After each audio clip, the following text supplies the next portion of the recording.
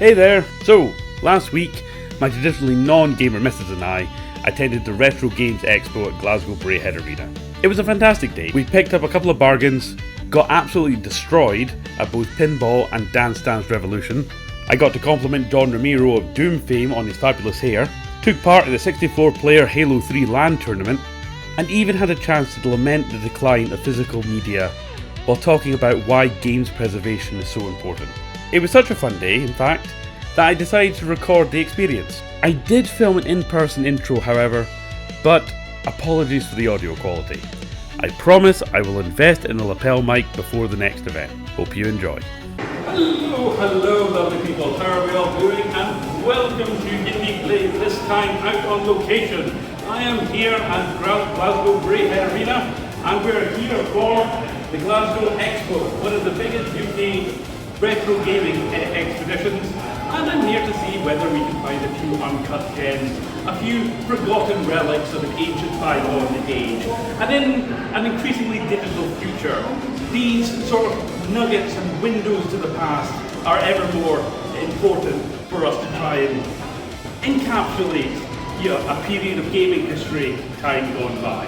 So I've got my eye out for a few bargains. Let's see what we can get. I want to try my hand at the pinball machines. I've always been a fan of pinball. Let's see how I can get on. As well as the fact I will be challenging my missus to Bomberman. That can only go well. So I've also signed up for the Halo 3 tournament. So let's see if I'm going to be beat by guys half my age. I'm an old man.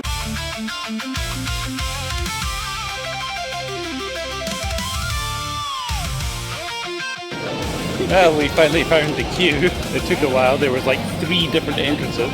And no, I was not like an excited child and then bounded down the escalator, leaving my very pregnant missus behind. He said I would bounce. No. I meant it jokingly. So, I mean, to be fair, have you seen the size of her? So, right, okay, so I think number 1, get in. Number 2, sign up for the Halo tournament, and then we'll have a look around, see what's kind of there. See if there's any goodies. Yep, you're very easily distracted. Okay, so here we finally are actually in the gaming hall, and yeah, there is a lot of vintage tech on display.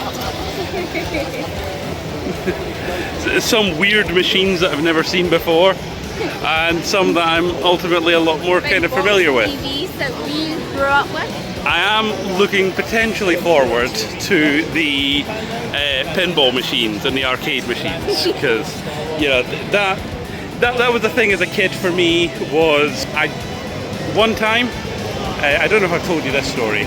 One time, my granddad for my birthday and Christmas combined gave me 75 quid in coins. I spent that 75 quid on Time Crisis 2 and still didn't beat it. I still to this day do not regret it. Now, I have always wanted to I did have an N64, I wanted to get one back, but there's a new kind of remastered version. But the thing is, to be honest, the N64 isn't the easiest thing to play. You're probably better emulating, although I am particularly liking the custom Game Boys. They're cool, I have to say. Oh yeah, the hit and run was big back in the day.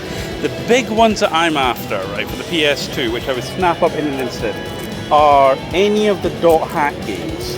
I did own all of them as a kid, but they're up in the loft somewhere, and I've not been able to find them. So if I found them again, that'd be great. I've got them on emulator, but I would like original versions. I've watched the animated then. Well, dot hack? Yeah. Yeah, we need to try and finish that. Yeah.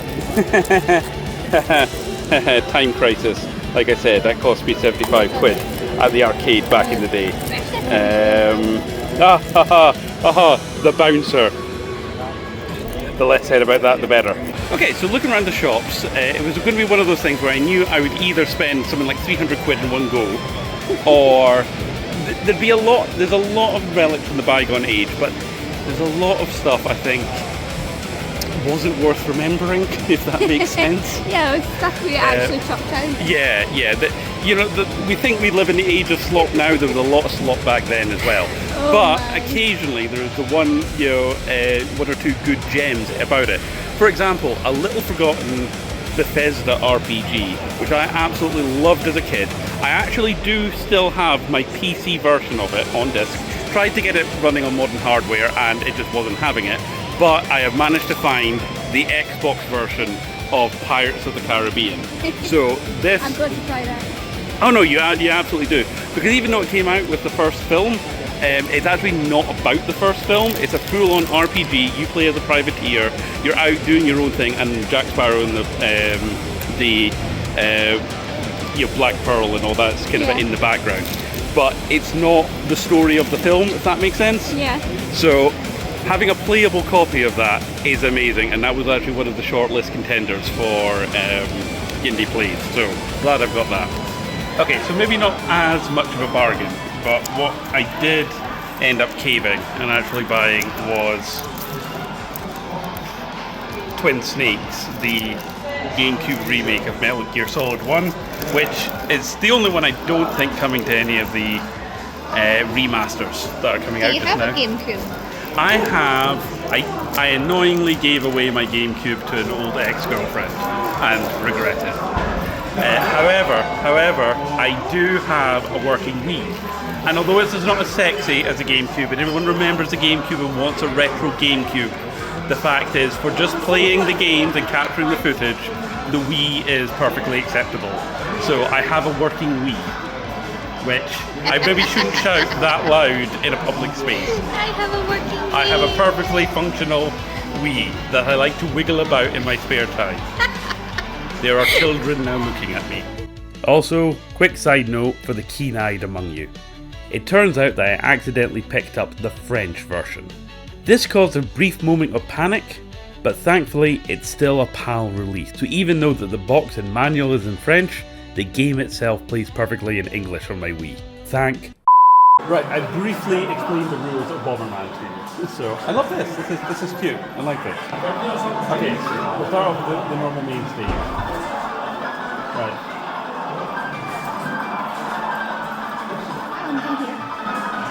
You're the black bomber. Oh no! Oh, I just blew myself up. Okay, right. Well, this is your one to get.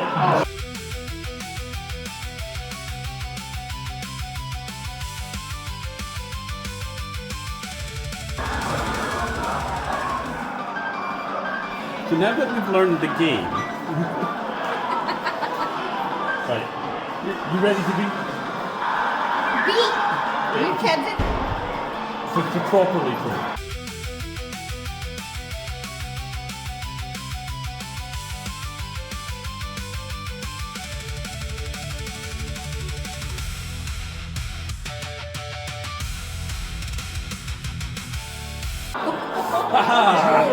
And that's how it's done. Now for the most important part of the day, the chopsticks. Thank you, Anthony. I love how I went for the big box, you went for the large. I went for the extra large. Well, that's the thing. They're both exactly the same size, but yeah, I have one more topping than you.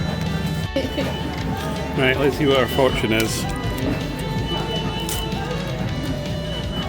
One taste and you're hooked. That's not addiction, that's alignment. Okay? So that's my next D&D character. After that, we wandered around the arcade machines, where I found this beauty that I played the absolute hell out of on the Amiga. You want it? Yes. So, I've actually covered this one already on YindyPlayz. This is the actual one on the Atari, on the Amiga 500, and I literally played the shit out of this as a kid. And actually, I love a lot of the old Ghost Squadron games. So, yeah, let's see how I do.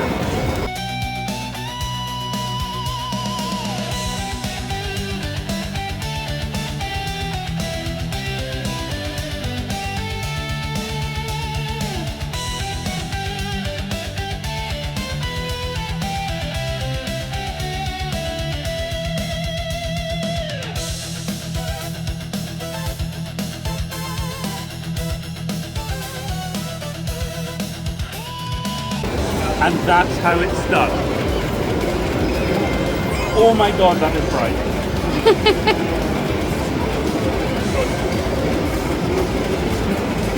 I actually feel like I've had a bit of a teaser there. Next up, we had a fiercely competitive game of Sega Maracas, where we nearly knocked each other out.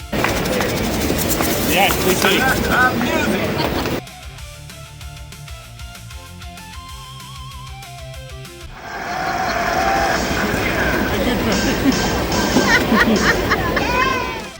It was then finally time for the pinball tables.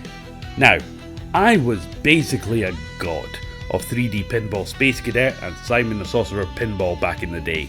Mostly because I used to sneak out of maths class and hide in the school library on the computers. Yeah, turns out I'm nowhere near as good at real pinball. Right, out of all the pinball machines here, it had, of course, to be married, someone who I actually share a birthday with. So let's see if I can do this man, the mythical legend, justice. So, and after this, you're having a go. Okay. Where's the start button? Oh. I found the start button. That's what she said.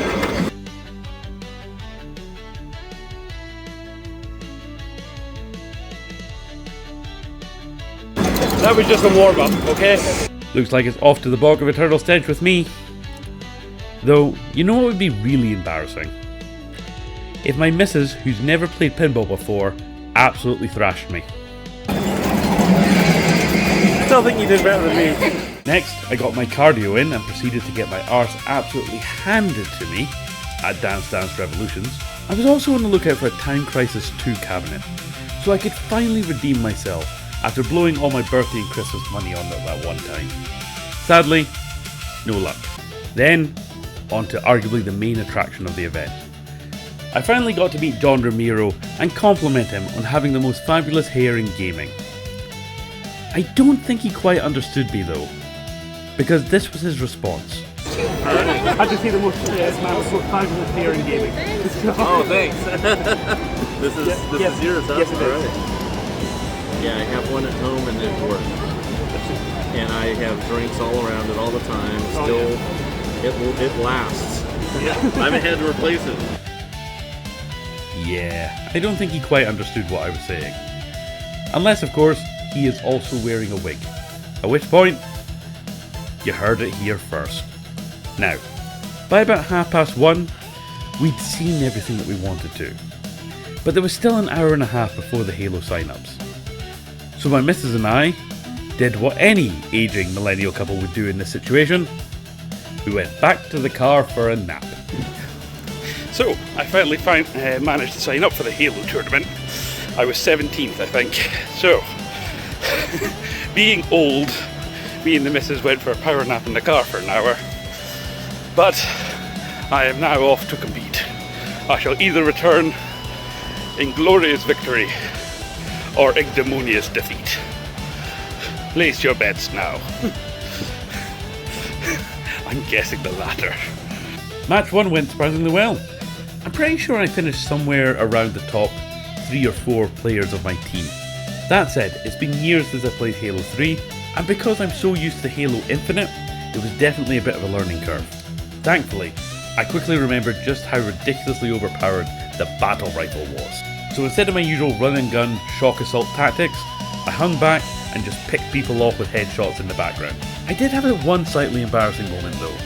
After running out of ammo, I somehow ended up getting stuck on the back of this guy's mongoose and just sitting there like a complete lemon. Match 2, however, I made the mistake of fiddling about with my controller setup, only to make things worse. I accidentally switched to bumper jumper, spent half the match wondering why my jump button wasn't working. Unfortunately, it was also capture the flag. And objective game modes have never really been my strong suit. Still, I managed to touch the flag a few times. That counts, right? And I was beat in the second round. Turns out it was capture the flag. So, I was never particularly good at playing the objective. Killing the other team, that's fair enough. But, actually working together with people, yeah.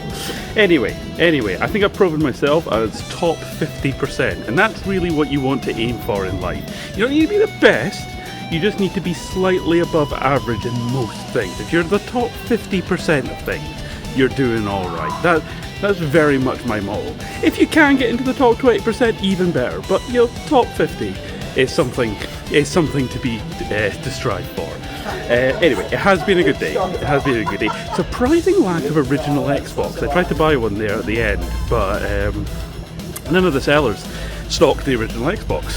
Weirdly, there was a lot of lack of representation for that, I found, which is maybe a thing, because looking it up, turns out Pirates of the Caribbean doesn't run on the 360. I'll check it when I get home, but apparently it doesn't.